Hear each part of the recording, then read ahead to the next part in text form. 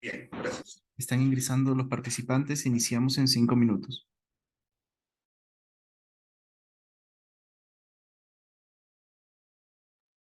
Acá.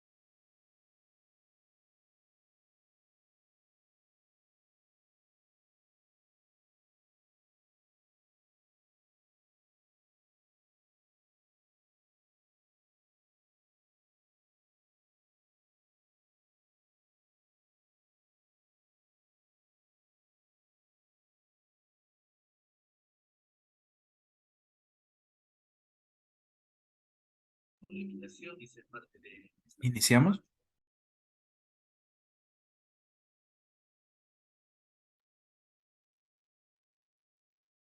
Listo, iniciamos. Buenos días con todos, estimados ponentes, participantes de esta sala. Bienvenidos a nuestro segundo día de la cuarta semana de la investigación.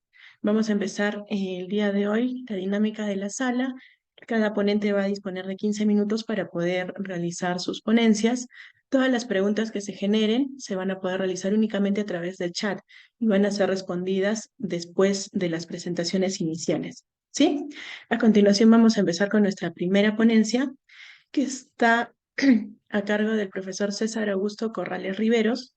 Él es de la Pontificia Universidad Católica del Perú. Su ponencia tiene el título Diseño de una red de ciclovías usando modelos matemáticos y simulación en un distrito de Lima.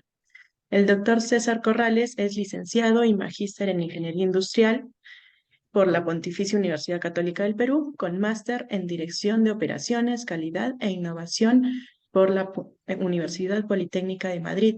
Actualmente es docente principal en el Departamento Académico de Ingeniería de la PUC.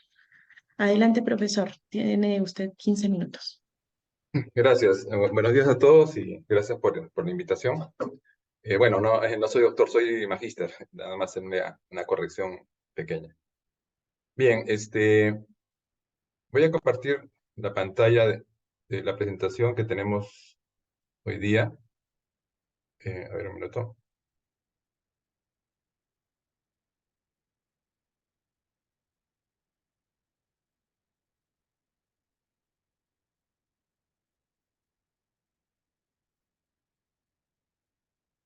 Listo. ¿Se ve, no? Sí, profesor. Ya. Bueno, este trabajo, apoyado por el Departamento de Ingeniería, es parte preliminar de uno más grande que se planteó a la universidad, que no, digamos que todavía no está en desarrollo, que es el estudio del efecto negativo de ubicar de mala manera las ciclovías en una ciudad, que, digamos, genera un tráfico excesivo por recortar las vías y no logra el efecto de incrementar el número de ciclistas y reducir la contaminación generada por los automóviles, sino al contrario, ¿no? Entonces, para esto, una primera etapa era establecer, dado que ya hace 3, 4 años tenemos ciclovías por esto del COVID en arterias en la ciudad de Lima, arterias grandes como en la avenida La Marina, en la avenida Faustino Sánchez Carrión, acá en San Isidro, en Canal y Moreira, ya hay ciclovías definidas. Lo que queríamos era establecer, con el flujo actual de automóviles, que ya tenemos casi un flujo similar al de antes de pandemia, ¿qué pasaría si se tuvieran las 3 vías anteriores a las 4 vías anteriores que se tenía, y no las 2 vías que ahora se tienen en muchas avenidas grandes? Y eso es un poco el motivo, ¿no? Primero saber el flujo y luego a partir de eso hacer un estudio de emisiones, ¿no? Emisiones no solamente CO2, sino también de otros materiales contaminantes, y hacer la comparativa, ¿no? De cuánto se emitía con las vías normales y cuánto se emite ahora con las vías recortadas, ¿no? Ese es el estudio global que se pretende hacer. Bueno, entonces, en esta primera etapa era justamente usar una simulación para establecer cuánto tiempo demora un automóvil en recorrer un tramo de vía en las condiciones actuales y cuánto demoraría, esa es la simulación, si es que hubieran las vías normales, ¿no? Bueno, y ese es un poco el origen de este trabajo. El trabajo ha sido desarrollado por los profesores Wilmer Atoche, Jonathan Rojas, César Corrales. Wilmer y Jonathan, digamos, son los expertos en el tema de simulación, de estadística, y que han desarrollado gran parte del trabajo, ¿no? Bueno, en Lima, cerca de un 40% de personas está satisfecho de la ciudad, hay un 60% que no está satisfecho. Algunas causas importantes: la inseguridad, el transporte público, la corrupción, la falta de limpieza y la contaminación, ¿no? Son los factores, siendo la inseguridad lo más importante, ¿no? Lima es una de las ciudades de más polución en Latinoamérica, en la 7ª. En muchos casos porque el parque automotor es muy alto, muy elevado. Hay muchas empresas instaladas en la ciudad que generan pues un gran consumo de energía y emisiones al ambiente. Y hay también más de 10 millones de personas, ¿no? Según el PNUD, más de 7 millones de personas mueren por contaminación del aire en la medida que sufren enfermedades importantes, ¿no?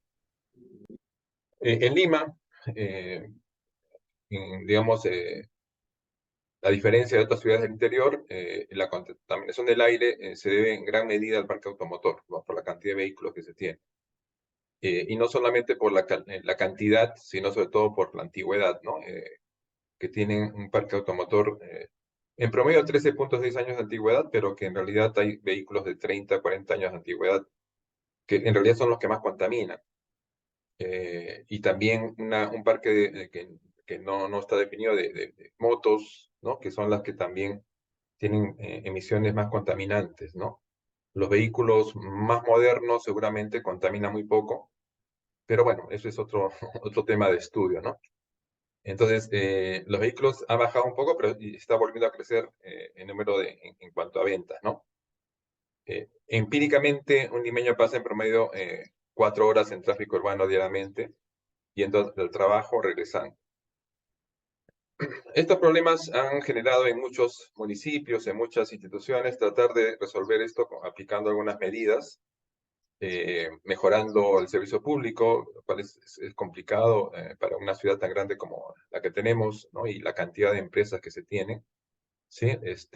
Se estimula también el uso de bicicletas, que también es complicado en una ciudad tan grande como Lima trabajar con bicicletas, probablemente en áreas más pequeñas como distritos, internamente se puede usar de manera más eficiente, pero en esa medida se han inventado muchas ciclovías, incluso algunas ya se están desactivando, tratando de fomentar el uso de las bicicletas, ¿no? Y pensando en lograr un impacto positivo, ¿no? Sobre el medio ambiente, que es lo que se busca finalmente, ¿no? Entonces el objetivo, como ya comentamos al inicio, analizar la situación actual de la congestión, ¿no? Comparando con una situación inicial que no se tiene, ¿no? O sea, sin ciclovías, por eso la simulación, aplicando simulación, para luego, en una segunda etapa, ver el impacto real, ¿no? El impacto real al medio ambiente de la solución que se ha planteado, ¿no? Que es usar ciclovías en avenidas de gran circulación, ¿sí?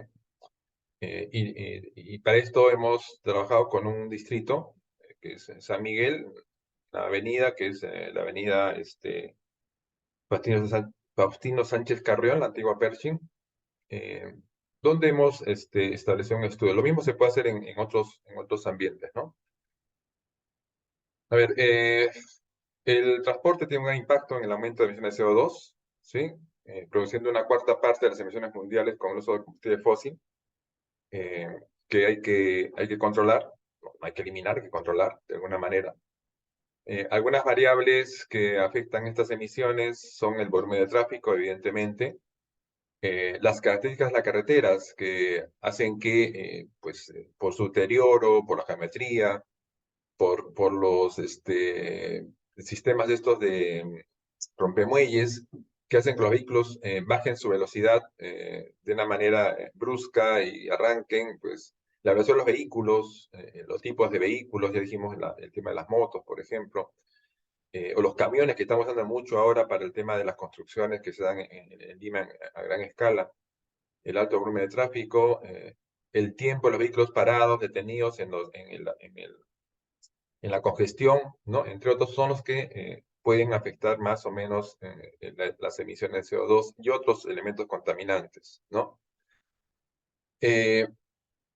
Las condiciones en general del movimiento del vehículo afectan el consumo de combustible, ya hablando del vehículo en particular, ¿no? El tema de la velocidad que tiene, la constancia de la velocidad, la aceleración que pueden tener, el freno, ¿no? Todo esto hace que el consumo de combustible sea mayor y las emisiones sean mayores, ¿no? Entonces, el rendimiento de los sistemas de transporte es, por tanto, muy importante para poder lograr el bienestar en los países. Entonces, para esto, como ya vimos, se han planteado una serie de alternativas. Lo que se ha planteado acá y se ha comentado es la de las ciclovías, pero hay muchas más, ¿no? Por ejemplo, sistemas de transporte inteligentes, ¿no? Sistemas de transporte que impliquen, por ejemplo, cambiar combustible fósil por fuentes de energía renovables o que usen menor combustible fósil, ¿sí? Modificar la estrategia de conducción, ¿no? Para que las personas conduzcan a una velocidad más pareja y puedan agilizar el tránsito. Eso tiene que ver mucho también con la semaforización y ya las políticas que se tengan en cada ciudad. Impulsar desplazamientos activos a pie, en bicicleta para zonas, para ir a zonas cercanas, ¿no? Por ejemplo, ir a, no sé, pues a un supermercado que está a 4, 5, 6 cuadras, ir caminando, ¿no? Con un cochecito en la mano, para ir a, no sé, pues a la iglesia que está a 6, 7 cuadras, pues también ir caminando, en fin, ¿no? Se puede impulsar esto de alguna manera, ¿sí? También el uso de bicicletas. Desarrollar infraestructuras para ciclistas, peatones, y ahí está el detalle del estudio. La idea nuestra es, y hay una tesis también, un compañero nuestro lo hizo, sobre cómo ubicar la ciclovía para que sea más eficiente, ¿no? Y en su estudio concluía que ubicarla en las grandes avenidas, como lo que sucede ahora en muchas avenidas de Lima, no era lo mejor. Porque incluso los mismos ciclistas no van por allí por la cantidad de vehículos que hay, ¿no? Entonces, bueno, ese es otro detalle, ¿no? Otro estudio que se puede hacer, ¿no? Bueno, para también incluir a los peatones, a las personas con necesidades especiales, en fin, ¿no? Ver el tema de la movilidad urbana sostenible, ¿no? Por ejemplo, coches compartidos o trabajar con sistemas de transporte público más eficientes, ¿no?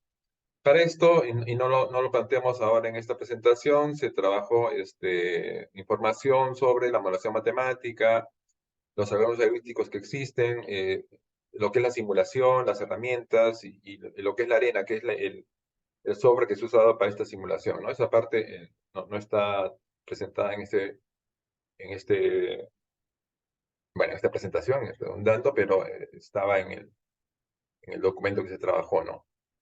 Entonces, la hipótesis de la investigación es que la actual red de ciclovías, ¿no? De un distrito de Lima en particular y de una vía en particular, genera una congestión vehicular no aceptable, ¿no? Y que puede implicar luego, como ya vimos, incluso mayores emisiones contaminantes que lo que se busca, ¿no? Que es reducirlo. La metodología que se usó, la fase 1, recopilar información técnica de modelos de simulación de flujo vehicular y emisiones contaminantes, sobre todo modelos de simulación, por eso se escogió luego arena. Delimitar el alcance del estudio, definiendo el ámbito geográfico y por tanto la rutas a estudiar. Para esto, pues, vimos todas las ciclovías que había en Lima, nos ubicamos en un distrito que también permite hacer el estudio más fácilmente, y donde en particular los vehículos siguen una trayectoria donde se van, digamos, se van, eh, ¿cómo se llama? Van entrando a la vía los vehículos, pero no salen demasiados, o sea, para simular simplemente el ingreso de vehículos, ¿no? No la salida. Y en este tramo de avenida que escogimos, pues todos son ingresos, ¿no? Y las salidas son bastante limitadas, por lo cual el resultado final, sobre todo en forma comparativa entre la situación actual y la pasada, pues son bastante buenos en cuanto a resultados, ¿no? Se, eh, se escogieron avenidas donde habían cierres de carriles, ¿no? Donde pasaban de 3 a 2 carriles y donde se genera congestión, ¿no? Donde hay cuellos de botellas. También se tuvo en cuenta eso, ¿no? Por tanto, se planteó esta avenida, no sé si está más adelante, sí, la avenida, bueno, estamos en la parte metodológica, ¿no? Hay que ver el ámbito geográfico, la ruta, luego vamos a ver dónde se quedó. Y la fase 3 es de ver la magnitud del flujo vehicular con levantamiento de la muestra de datos para ver la cantidad de información que se requería. En un estudio preliminar se tuvo que más o menos en esa vía circulaban 48.000 vehículos, más o menos, ¿no? Se hizo un estudio muy ligero, de manera de tener una muestra de 18.000 era lo adecuado. Por tanto, eso implicaba tener 600 mediciones por día, ¿no? Que es lo que se buscaba, ¿no? Acá está un poco la fórmula que se empleó. Y era, a ver, un rato, un minuto, pero ya. Me olvidaba, como digo, la avenida acá que se planteó fue la avenida Faustino Sánchez Carrión, ¿no? Que tenía, esos puntos que ven ahí son los puntos de medición, donde los vehículos ingresaban, ¿no? Por diferentes vías, ¿no? Como decía, la salida de vehículos era muy pequeña, ¿no? Casi todos seguían la ruta hacia el Callao. Determinar la magnitud del flujo vehicular con un levantamiento de una muestra de datos en forma directa, ¿no? Pasa a la ciclovía. Se trabajó en el periodo de 25 de septiembre al 1 de octubre del 2022, cubriendo una semana completa. Las horas de toma de datos fueron de 6 de la mañana a las 11 de la noche, que son las horas donde se tiene esta congestión, a partir de las 6 y hasta cerca de las 11. Se trabajaron por horas, ¿no? Ahí están las 35, 36, son los levantamientos de datos que se tenían. Cada levantamiento de datos en promedio incluía más o menos unos 30 vehículos que pasaban por la zona, ¿no? Entonces, se cubrían todos los días de la semana. Esto se levantó con un estudio de tiempos que se trabajó con un equipo de más o menos unos casi 20 estudiantes de la universidad que se ubicaron en estos puntos rojos, ¿no? En forma permanente, de manera de no dejar de tomar tiempos en ningún momento. Se tuvo en cuenta también el tema de los semáforos y lo que implicaba la detención de los vehículos, ¿no? En la fase 4, diseñar el modelo de simulación, ¿no? Con y sin ciclovías. Hay tres tramos, como vimos, 3 puntos a partir de donde se trabajó. El modelo agrupaba datos en intervalos de 3 horas para poder completar el periodo de simulación. La idea era comparar el impacto de la ciclovía con una vía menos de la que había actualmente. Mejor dicho, una vía más de lo que había actualmente. Se usó el software Arena 16.2. A partir de los datos y con el modelo ya desarrollado, se tuvieron 30 réplicas, como si fueran 30 días con resultados de flujo de vehículos y de tiempos que demoraban en circular por esta vía. Y se replicaban los 7 días de la semana, ¿no? Supuesto del modelo, no se mataron los vehículos en el tramo de carretera, no existen accidentes en la carretera, los semáforos de policía no restringen el flujo vehicular, lo cual, digamos, a veces no sucede porque a veces los policías influyen en la ruta, ¿no? Simplemente se trabajó con los semáforos como si fueran los que mandaran el flujo. Este es el modelo con todos los bloques que se usaron. La parte inferior no se nota mucho, pero aparecen las colas, los tres tramos que se trabajaron, y en los recursos aparecen en cada tramo la cantidad de vías que se tenían, ¿no? En algunas eran 2 vías, otras 3 vías, 2 vías, y luego al simular se modificaron esos datos para que tuvieran la vía adicional, ¿no? Que tenían antiguamente, ¿no? Y a partir de aquí es que salen los resultados con los tiempos que demoran en recorrer esta vía. A partir de lo que se trabajó en el simulador, los resultados fueron, en este caso, en intervalos de 3 horas, en promedio, ¿no? En promedio, pueden ver el tiempo sin ciclovía. Esto es lo que queremos probar. En promedio, 10.841 minutos es lo que recorre, lo que demora un carro o un vehículo en recorrer este trecho. ¿Sí? Las observaciones, 48.000 observaciones para lograr este resultado. Lo que se simuló digamos, con ciclovía, que son los datos que se tenían, ¿no? Recogidos con las vías cerradas por la ciclovía, 14.132 minutos en promedio, ¿no? Y lo que aparecen ahí son a lo largo del día, ¿no? Evidentemente, en el último periodo, en la noche, el tiempo se reduce bastante, ¿no? A 10 minutos. La cantidad de vehículos que circulan también en estos periodos de tiempo está planteado ahí, que también se usaron para los modelos de simulación, ¿sí? La conclusión es, el tiempo de paso simulado antes de colocar ciclovías es de 10,84 y después de colocar ciclovías es de 14,17. Estos casi 4 minutos digamos, representan un 30% de tiempo adicional. Y eso en emisiones se puede cuantificar y se puede establecer con la cantidad de vehículos que circulan, se puede establecer cuánto adicional de CO2 o de emisiones en general se pueden generar al ambiente, ¿no? De esta manera se puede ver el impacto, ¿no? Que se tiene, que puede ser bastante negativo para el ambiente, ¿no? Bueno, más o menos pasaron 48 vehículos, como ya habíamos hecho un estudio preliminar, ¿no? En este lapso de tiempo. Durante las horas pico se incrementa el tiempo, y en las horas, sobre todo nocturnas, baja el tiempo, como era también de esperar.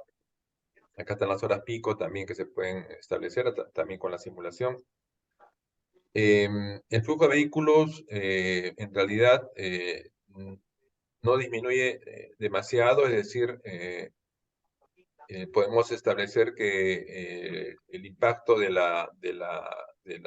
uso de las bicicletas es mínimo en cuanto a reemplazar vehículos, dado que circulan muy pocas bicicletas y para esos tramos largos usualmente la persona no reemplaza, o sea, yo cuando voy al Callao no pienso ir en bicicleta, sigo pensando ir en carro, ¿no? Entonces, hay que ver de alguna manera cómo manejar el tema de ciclovías, por dónde usarlas, sabiendo que el transporte en bicicleta lo realizan personas que no usan carros, ¿no? Es algo que también hay que tener en cuenta, ¿no? Son los jóvenes o personas que usualmente no usan carros y que ahora aprovechan estas vías para desplazarse.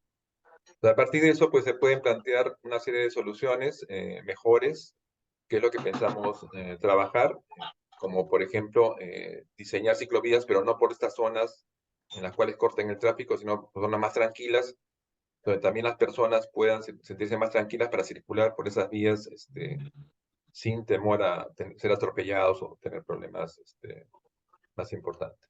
Bueno, eso es todo lo que les quería comentar.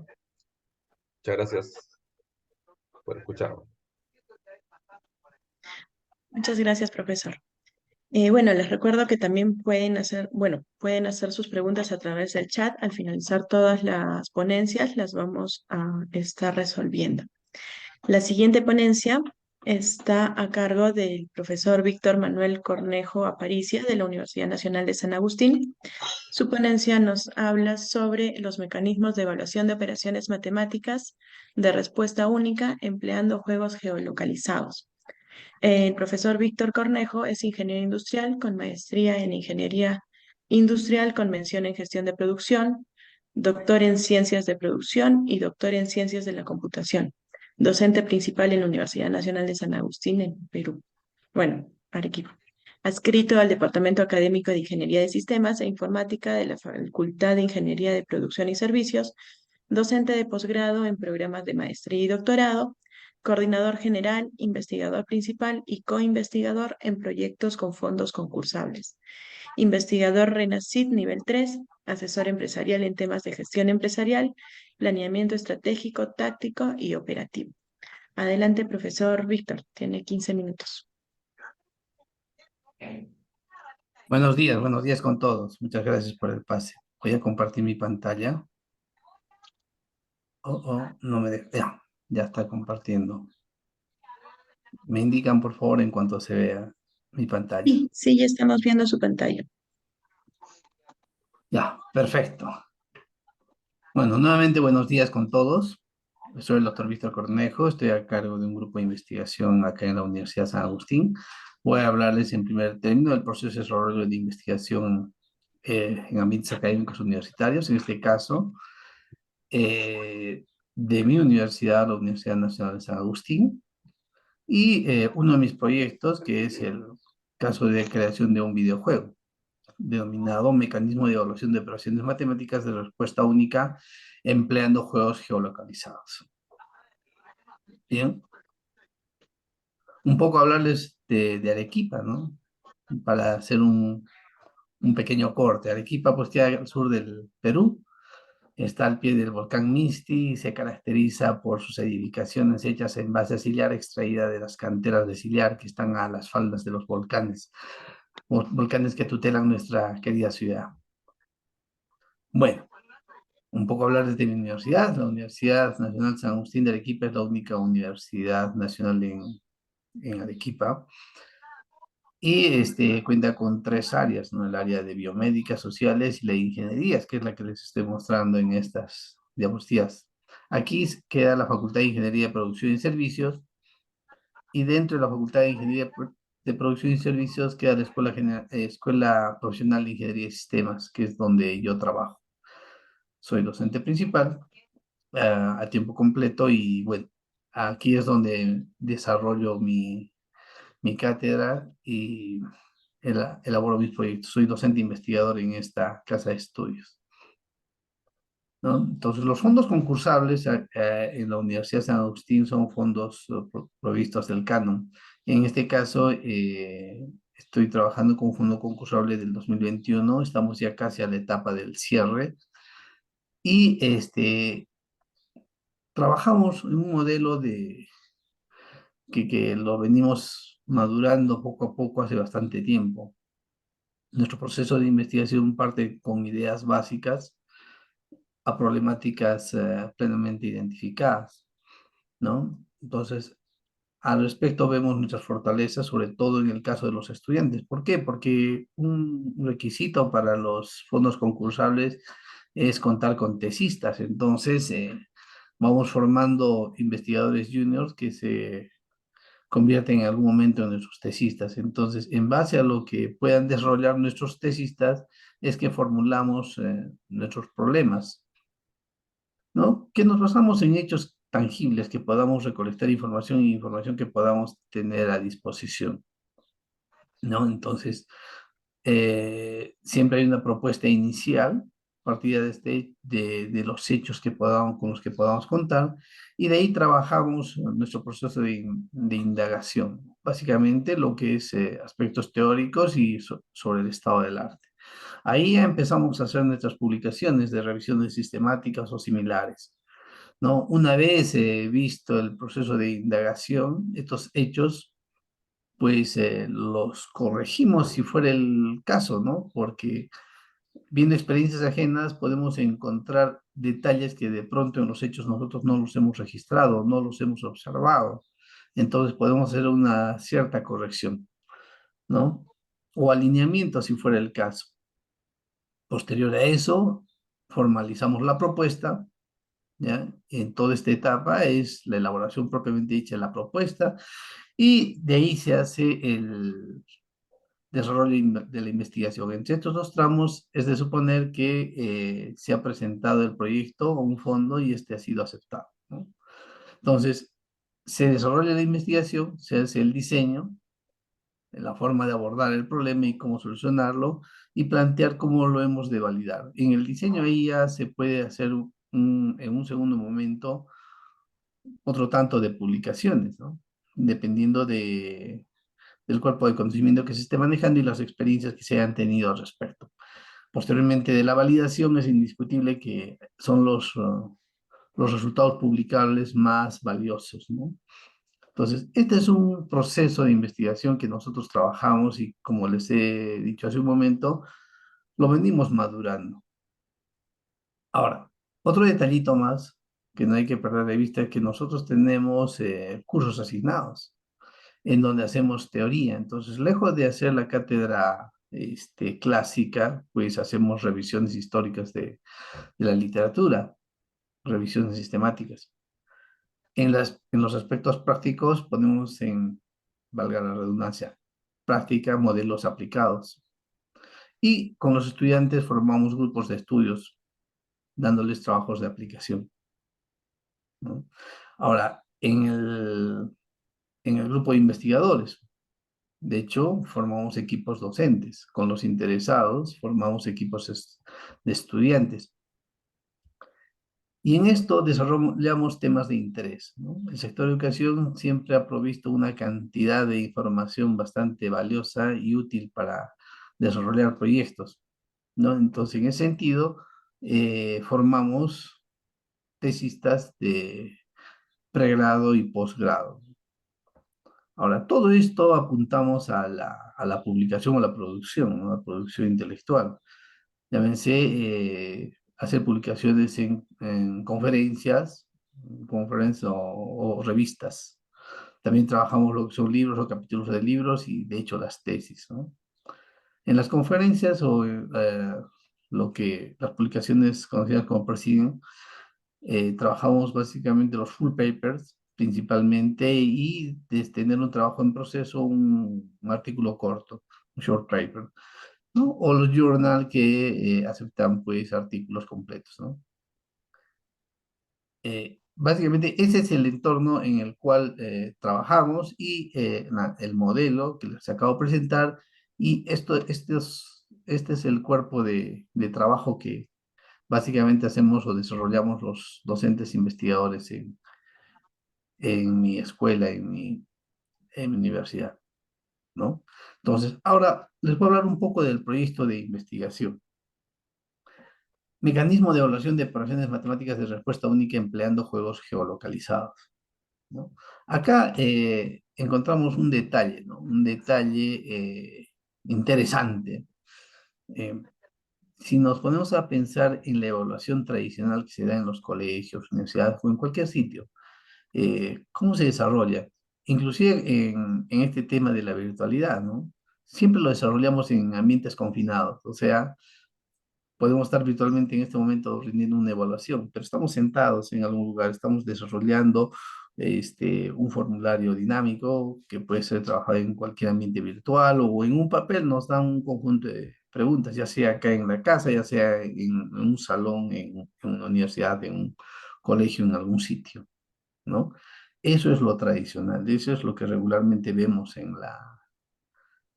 eh, en el mecanismo que se utiliza para evaluar, ¿no? Bien, ahora, el tipo de prueba, esos detalles, ahí no nos metemos, ¿no? Solamente vamos a la forma en la que se toman estas evaluaciones. Sin embargo, nosotros nos planteamos una cosa, ¿no? ¿Por qué hemos de estar en un solo sitio? ¿Por qué no aplicarle un poquito de movimiento? O sea, que nos desplacemos de un lado a otro. Y en ese trasladar, una persona pues se relaja, se suelta, y además que al ser algo que puede ser ciertamente lúdico, puede despejar la mente para que uno entre pregunta y pregunta pues esté más motivado, esté más despejado, más abierto a resolverlo, ¿no?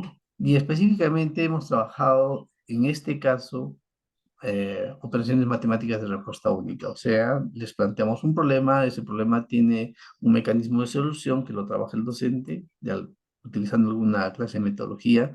No nos metemos a este paso, pero solamente trabajamos la etapa de evaluación, la cual consiste en que un docente hace un banco de preguntas y a la par en un espacio geolocalizado, un espacio geográfico, define ciertos puntos, ¿ya? Y esos puntos van a configurar una malla, una red de nodos, ¿ya? Con ubicación geolocalizada o georreferenciada. Bien, entonces el sistema lo que hace es coger esos nodos y de acuerdo al número de preguntas que define el docente, establecerá un conjunto de rutas, diferentes tramos, ¿ya? El docente a la par a un grupo de estudiantes o a quienes vaya a evaluar, pues hace un sorteo, ¿no? Que la máquina lo hace automáticamente y les asigna una ruta. Y estas rutas son equidistantes. Eso quiere decir que los estudiantes se van a desplazar en esta malla en rutas relativamente iguales en longitud total. Entonces, ¿qué es lo que ocurre? Comienzan su evaluación y cada quien en un dispositivo móvil pues recibe unas coordenadas, ¿no? Y un mapa en el cual se desplaza de un punto a otro, y cuando llega al punto, visualiza un pequeño cofre, ¿no? Entonces se aproxima hasta ahí, cuando llega al punto consignado en esa malla de nodos, se abre el cofre y sale una pregunta, ¿no? Entonces, el estudiante lo que hace es responder la pregunta, ingresa la pregunta y apenas ingresa, le aparece el siguiente punto al cual va a desplazarse. Y así sucesivamente va desplazándose por un conjunto de puntos, nodos, hasta completar el total de preguntas que ha consignado el docente, ¿no? Al final de esto, eh, le aparecerá pues sus respuestas, ¿no? Entonces, este es esta es la idea de este juego.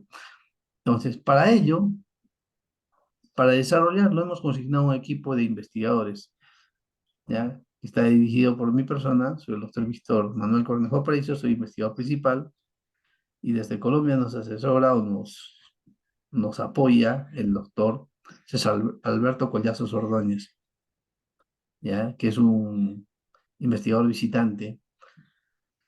También nos acompaña el ingeniero, hoy en día magíster Marco Wilfredo Aedo López, que es el coinvestigador. Y el equipo de tesistas tenemos a la magíster Daniela Flores Silva, que es nuestro tesista doctoral, que está haciendo su tesis en Ciencias de la Educación. Ha defendido ya su tesis doctoral, donde ella ha modelado el aspecto pedagógico y todos los aspectos que tengan que ver con el entorno educativo. ¿Ya? Todo lo que corresponde al aspecto de educación, del sector educación, lo hemos trabajado con la magíster Cianilla Flores. Y del lado del desarrollo de software, hemos tenido dos tesistas de pregrado que los hemos preparado dentro de un grupo de investigadores junior en algún momento, que posteriormente se convirtieron en nuestros tesistas de pregrado. Estoy hablando de Waldir Flavio Ortiz Mamán y Diego Maraza y Tomacedo, ambos hoy en día bachilleres en ingeniería de sistemas, y están próximos a sustentar su tesis que ha sido extraída de este proyecto, ¿no? Para convertirse en ingenieros de sistemas. El juego es algo así, ¿no? Tiene un relato de apertura, les cuenta una historia, primero tienen que loguearse, obviamente, entonces les cuentan una historia y entran a la dinámica del juego, ¿no? Donde en un punto empiezan a desplazarse, encuentran el cofrecito, les abre la pregunta, bueno, aquí he puesto una cosa bastante simple, ¿ya? Puede ser incluyendo imágenes también, ¿ya? Y se les hace una pregunta y lo que hacen es ingresar una respuesta. Entonces, la respuesta correcta empiezan a acumular llaves y al final concluyen la evaluación, ¿no? Esa es la parte del aplicativo móvil. De la parte del sistema web, porque decidimos hacerlo en un sistema web por la manipulación de los espacios geográficos, la configuración del juego, ¿no? El docente hace la batería o el banco de preguntas, eh, define dentro de su banco, pues eh, obviamente va a definir la respuesta correcta de cada una de estas preguntas, ¿no? El docente hace su espacio geográfico en un mapa, marca los nodos, establece las rutas que pueden trabajar entre los nodos. Pueden haber espacios que geográficamente se podría trabajar en un combinatorio, pero a veces eso no es muy conveniente. Entonces establecen los puntos o cuáles serían la conexión en los respectivos nodos, ¿no? Entonces matricula a sus estudiantes y les envía los mensajes en los cuales van a poder habilitarles el aplicativo móvil. En realidad el aplicativo se ha hecho con criterios de funcionalidad bastante simples para que los usuarios, es de entender que un docente no necesariamente debe ser un experto manejando computadoras, entonces es bastante amigable e intuitivo el, eh, el videojuego, ¿no? Entonces, y los estudiantes a su vez trabajan en su aplicativo móvil. Este trabajo ha- nos ha dado 5 artículos que han sido publicados en revista indexada. El primero es un documento, es un artículo titulado Documento de diseño de un videojuego, un GDD, para usos educativos. Segundo, la construcción de un sistema para la evaluación de problemas matemáticos empleando geolocalización. El primero ha sido la base metodológica, por así decirlo, del desarrollo de un videojuego educativo. El segundo es la construcción del software propiamente dicho. El tercero es la creación de un algoritmo que nos permita tener ese conjunto de rutas equidistantes, que discrimine dentro del conjunto de posibilidades cuáles son las que son relativamente iguales en longitud total. ¿Ya? Esto es un algoritmo que de alguna manera nos permita en tiempo óptimo tener esa gama de opciones. En el aspecto de comprensión del paradigma de la programación de los videojuegos, ha trabajado el magíster Marco Aedo en un artículo denominado Experiencia de la aplicación de un videojuego geolocalizado para comprender los conceptos fundamentales del paradigma de la programación orientada a objetos. Y por último, uno de los aspectos más interesantes de este trabajo es la gamificación y geolocalización como elementos que promueven la motivación para el uso de software educativo. Esos 5 artículos se han obtenido de este proyecto. Bueno, he tratado de decir lo más breve posible para explicarles un proyecto que realmente ha sido bastante extenso, 2 años de trabajo arduo y que nos han dado los productos que ahora tenemos. A la fecha estamos prácticamente al cierre de este proyecto, ¿no? Estamos preparando otros proyectos para nuevos fondos concursables con los cuales le vamos a dar continuidad a nuestro equipo de investigadores. Bueno, espero que les haya agradado la presentación. Muchas gracias. Si tuvieran alguna pregunta, estoy dispuesto a responder.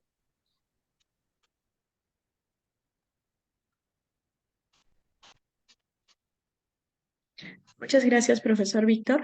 Las preguntas, bueno, ya saben que pueden escribirlas por el chat. Una vez que terminemos las ponencias, vamos a retomar con todas las preguntas. Muchísimas gracias.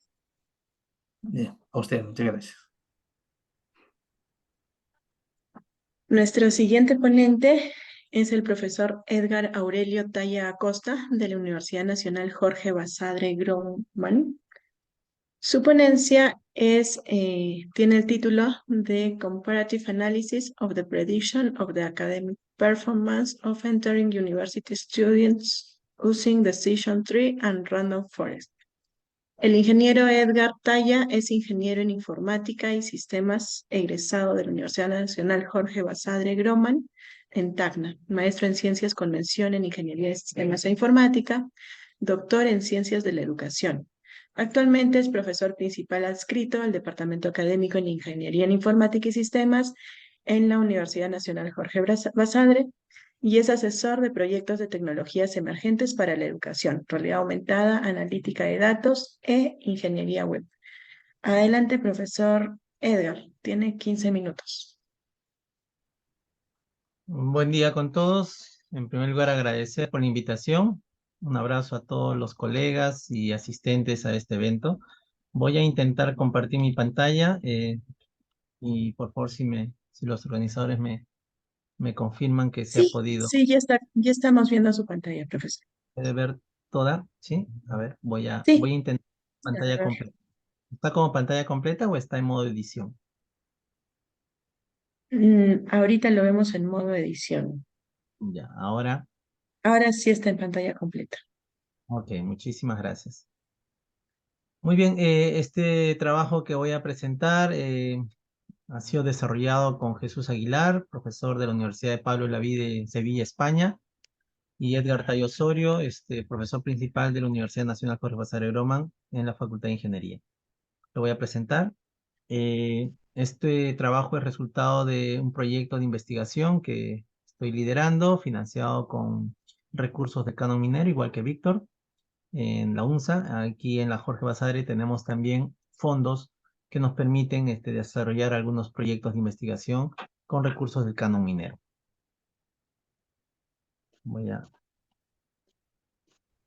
Quiero mostrarles un overview inicial de la propuesta. De hecho, esta propuesta se enmarca dentro de lo que es Educational Data Mining, que es una línea, una proyección de la minería de datos orientada a la educación, a datos educativos, ¿no? Y que nos interesa mucho, sobre todo en el ámbito académico, en el ámbito universitario, desarrollar.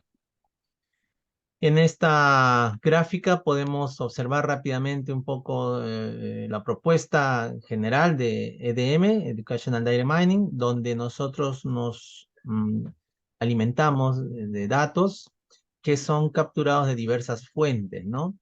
Normalmente son fuentes que están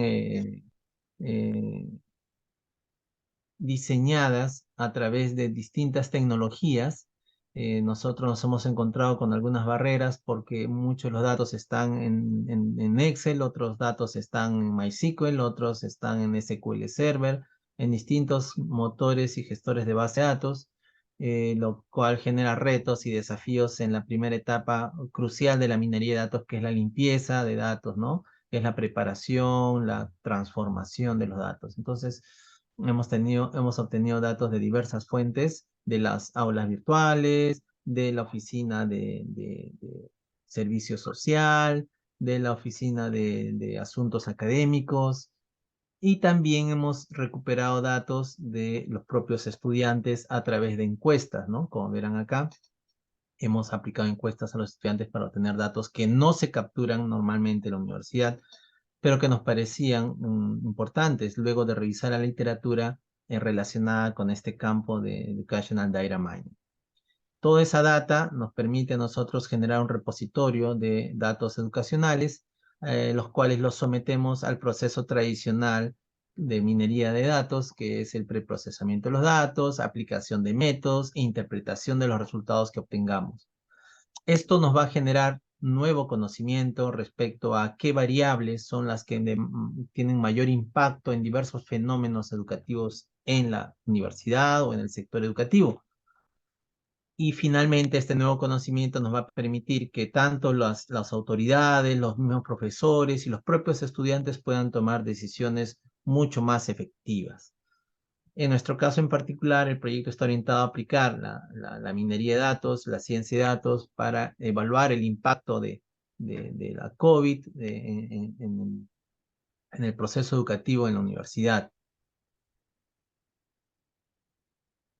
Para ubicarnos dentro del campo de estudio, podríamos revisar esta gráfica que nos visualiza de manera muy clara la evolución en estos últimos años en el campo del Educational Data Mining. Es una línea de trabajo muy interesante que, junto con Learning Analytics, que es una línea que va de la mano, están teniendo mucho impacto, hay muchas publicaciones, y creo que es un campo muy interesante y muy bonito para aquellos que nos gusta la minería de datos, ¿no? Oriental al sector educación.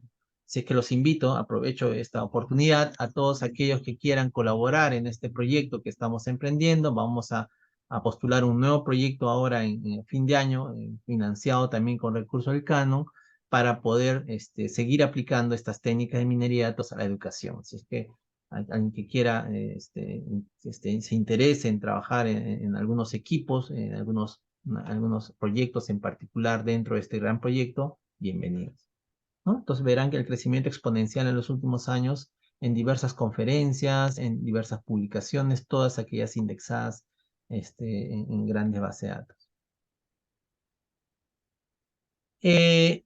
Este proyecto tiene muchos productos que ha generado. Uno de ellos es el que estamos mostrando ahora, que es un análisis comparativo, ¿cierto?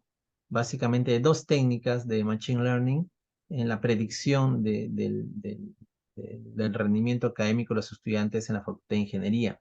Nos interesaba evaluar cuáles son las principales variables que influyen en el rendimiento de los estudiantes en ingeniería. En síntesis, ese es el trabajo.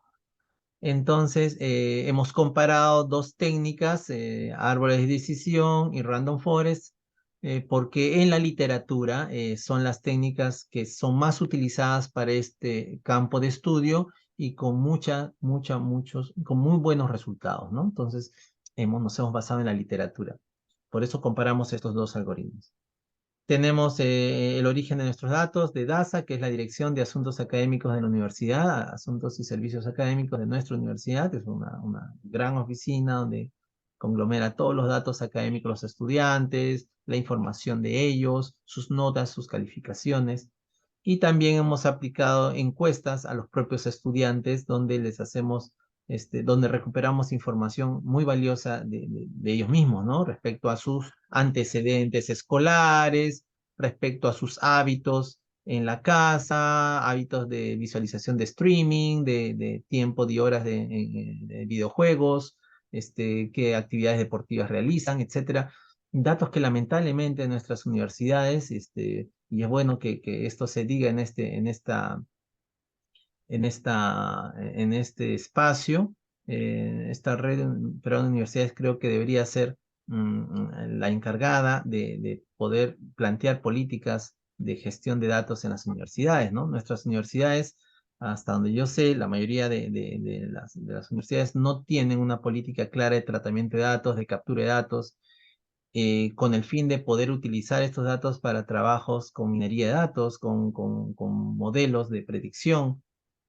Solamente capturan datos de salud muy básicos como para poder cumplir la norma, ¿no? Pero no con un espíritu de que nos puedan servir a futuro para algo, ¿no? Solamente un detalle antes que me olvide al moderador, mi apellido es con Y de yate, Edgar Talla, por favor, acabo de ver que lo han puesto con doble L, si fuera tan amable, le agradecería.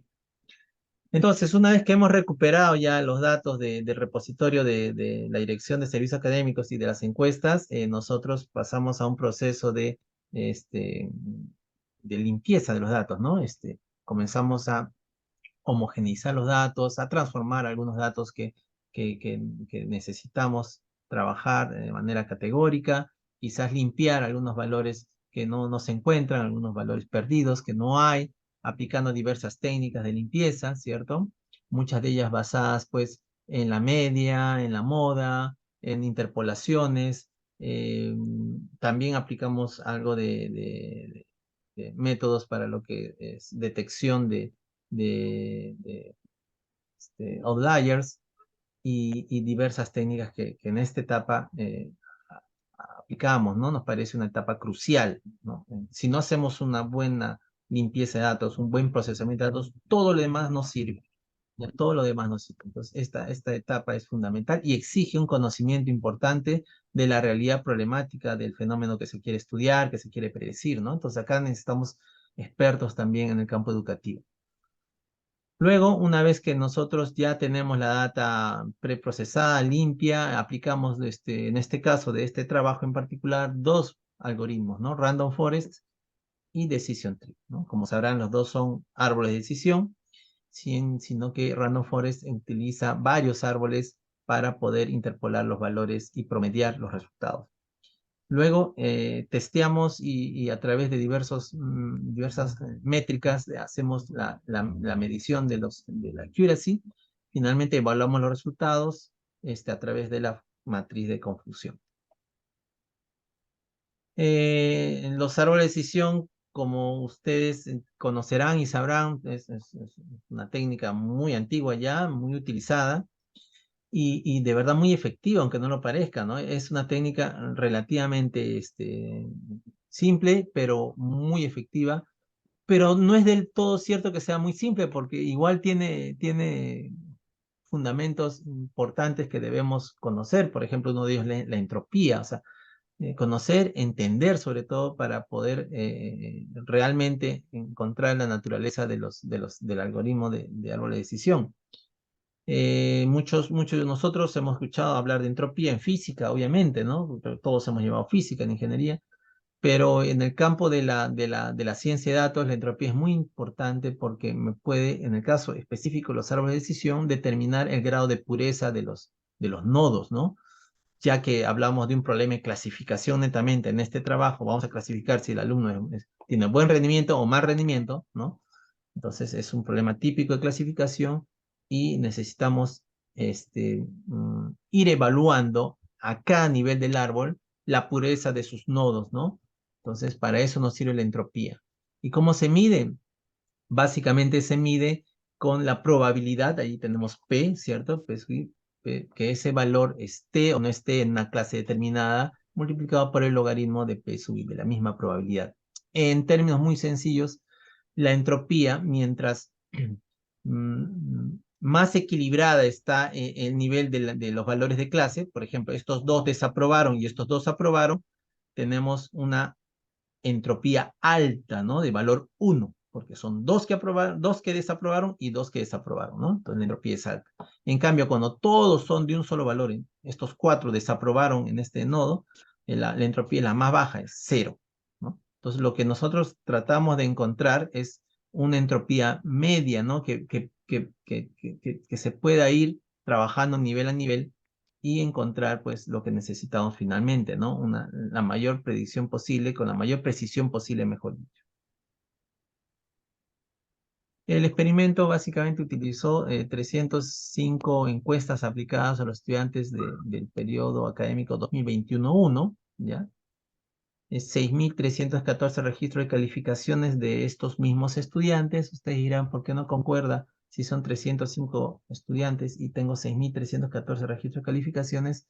Es que tenemos calificaciones de cada asignatura y además dentro de cada asignatura son 2 periodos académicos, 2 partes del curso y 3 notas por cada parte, ¿no? ¿Sí? De conocimiento, desempeño y producto.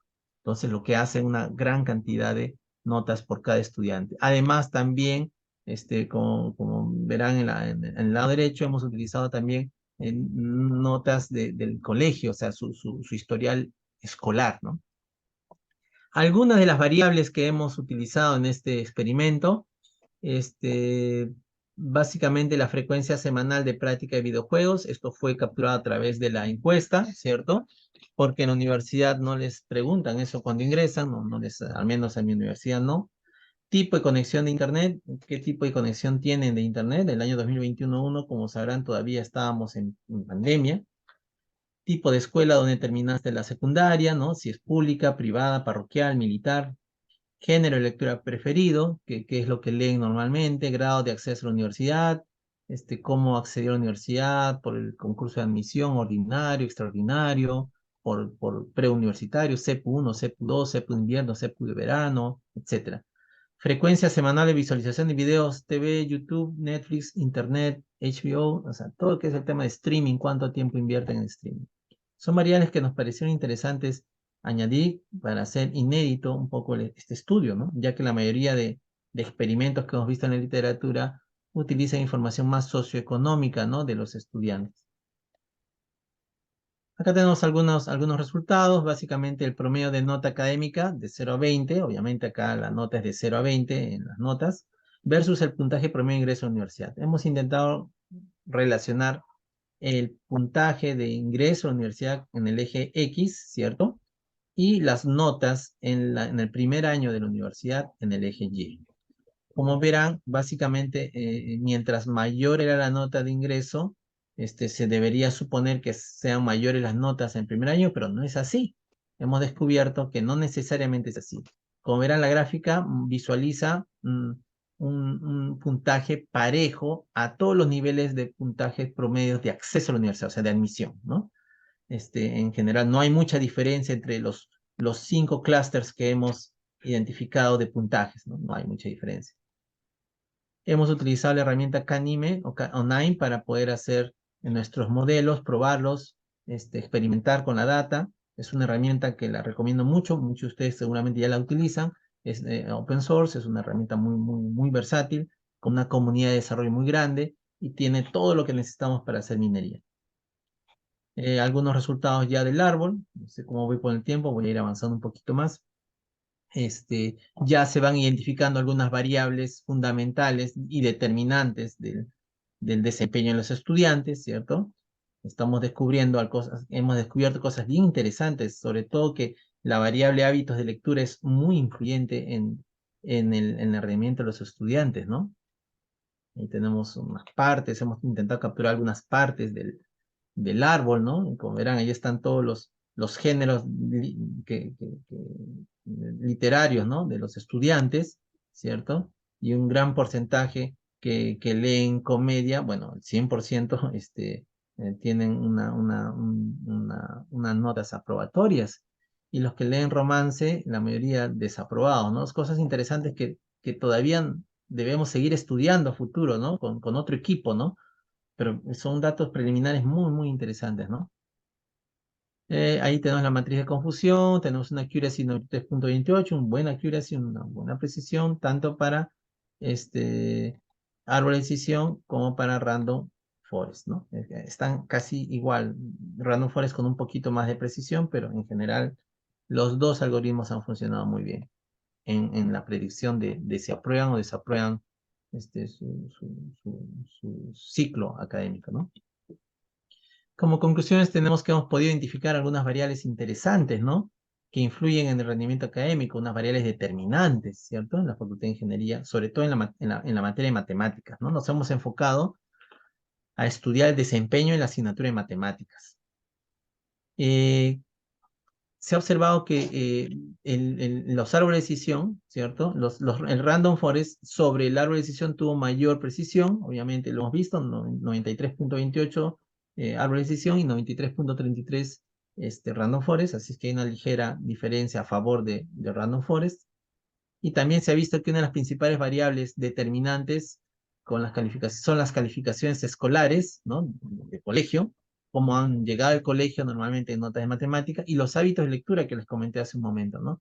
Sobre esas dos variables vamos a hacer un nuevo estudio que nos va a permitir ya discernir y encontrar cosas más interesantes, ¿no? Pero preliminarmente sostenemos a través de ese estudio que en nuestra universidad, en la Facultad de Ingeniería y en la asignatura de Matemática, son determinantes las calificaciones escolares de los estudiantes, como les fue en el colegio, en secundaria, y los hábitos de lectura que ellos tienen, ¿no? Entonces, muy, muy interesante nos parece también eso. Ahí tenemos las referencias que hemos utilizado. Este trabajo nos ha permitido hacer varias publicaciones, tanto en revistas indexadas en Scopus, en Conference Proceedings, ¿no? Indexadas a Springer también, tanto con los colegas que están en la autoría como tesistas y algunos miembros del semillero que están trabajando también con el proyecto. Eso es todo lo que quería compartir con ustedes. No sé si hay alguna pregunta o esperamos al final. Muchas gracias. Muchas gracias, profesor. Vamos a pasar a la respuesta bueno, a la ronda de preguntas. Empezamos con el profesor César Augusto Corrales Riveros, ¿sí? Profesor César, le preguntaron si es posible usar la tecnología del GPS de los ciclistas, por ejemplo, los que vienen a la U Católica, para determinar rutas más eficientes y a tiempo real, para determinar cuellos de botella durante el día y evitar ciclovías mal diseñadas. ¿Esto sería mejor que encuestas o ayudaría a la simulación y también extenderlo a los autos? Sí, claro, podríamos trabajar con la experiencia de los ciclistas, ¿no? Que ellos eligen las mejores rutas finalmente, y luego hacer estudios ya de flujo de tránsito en esos casos en particular, ¿no? Pero sí es interesante la idea de trabajar con los ciclistas que hacen recorridos que son, digamos, muy frecuentes, ¿no? Por lo menos para llegar a la universidad. Claro que también imagino yo que es algo más caro, ¿no? Que para poder usar esta tecnología. Pero sí, sí, es factible, claro. Perfecto. ¿Alguien más tiene otra pregunta para hacerle al profesor César?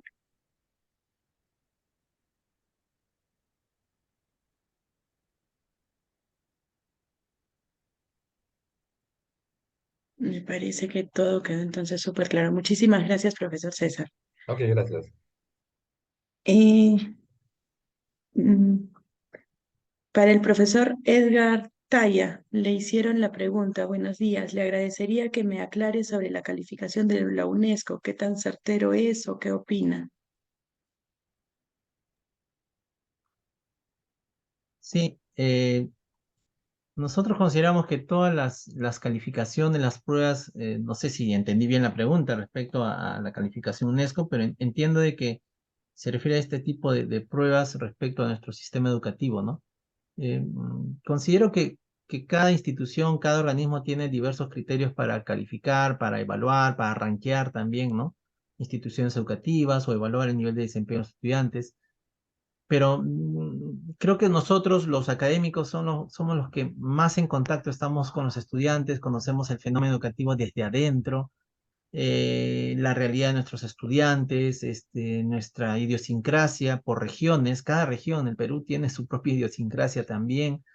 Y eso es lo bonito, ¿no? Y eso hace inédito los trabajos de cada uno de los colegas que están aquí, ¿no? Entonces, yo creo que son válidas estas calificaciones de diversas instituciones, UNESCO, PISA, etcétera, pero nosotros por eso estamos desarrollando nuestros propios modelos para la predicción del rendimiento académico, ¿no? Y estamos haciendo experimentos para determinar finalmente un modelo estándar que nos permita tener esta herramienta y conocer qué variables son las que más influyen en el desempeño de los estudiantes y tomar algunas decisiones al respecto, ¿no? Aplicar algunos planes de mejora, reforzar la tutoría, quizás a dar algunas charlas respecto a estas variables en particular, para evitar la deserción, para evitar de repente que haya mayor costo al Estado, porque cada estudiante que deserta, pues es un costo al Estado, ¿no? Entonces, tienen mucho valor todos los trabajos respecto a predicción que se hacen en este ámbito. Perfecto, muchas gracias, profesor Edgar. Eh, Hemos culminado entonces con las presentaciones, si no hay más preguntas.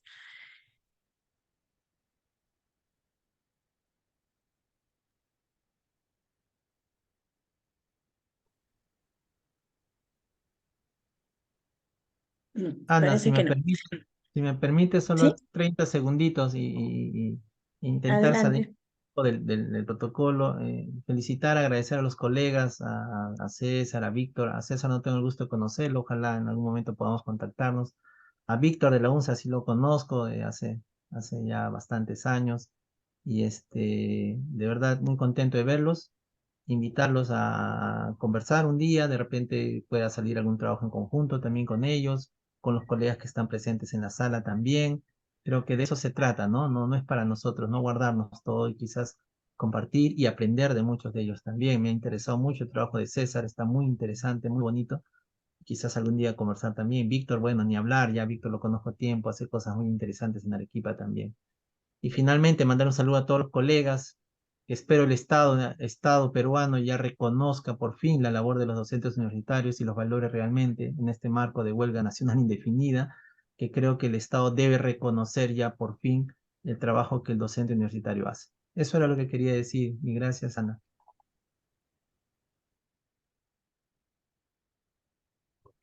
Venga. Muchas gracias, profesor Edgar, profesor César, profesor Víctor. Entonces, con esto finalizaríamos nuestras ponencias en nuestra mesa. Ok, gracias. Muchas gracias por su Gracias por todo. participación. Si me permites, Ana, un segundo. Sí, adelante. Muchas gracias. Bueno, Edgar, gusto de verte después de bastante tiempo. En algunas ocasiones nos hemos encontrado por allá en Chile, nos hemos encontrado en todos lados. Y también recuerdo hemos trabajado algo juntos. Sería interesante trabajar proyectos en conjunto, ¿no? En realidad, los fondos concursables no es algo propio de alguna región.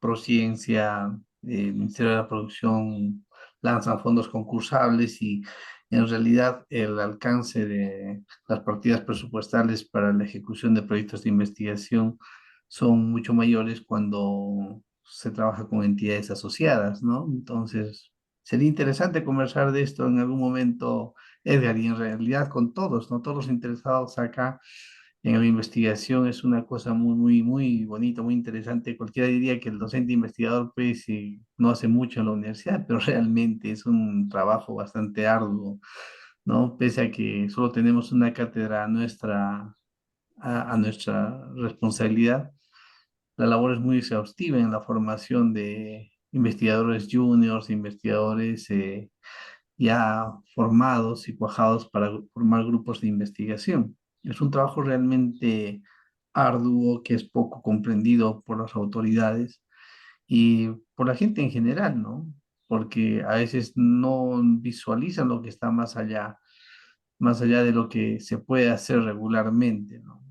Acostumbrados a estar dentro de la caja y salir de esto a veces duele, ¿no? Entonces, los investigadores tenemos un poco de eso, de hacer nuevas propuestas. No es el hecho que nosotros generemos un producto o creemos un artículo, eso lo hacemos sin mayor dificultad. El hecho es que nuestros estudiantes, nuestros asociados lo desarrollen y para hacerlo pues hay que formar gente de base, ¿no? Entonces, todo este trabajo, esta coordinación con investigadores nacionales e internacionales es una labor bastante ardua. Bueno, felicito a la Red Peruana de Universidades por generar estos espacios que nos permiten conversar y expresar ideas, presentar trabajos, proyectos. Entonces, particularmente, lejos de uno de los proyectos que he presentado, pues lo interesante acá es cómo se forman estos equipos para que desarrollen estos proyectos y darle un buen uso a estos fondos del canon o de las partidas presupuestales que tenga Concitec por intermedio de Prociencia o las otras entidades del Estado y organismos internacionales también que proveen fondos para desarrollar investigación. A ustedes muchas gracias y a todos los participantes también por su atención. Gracias.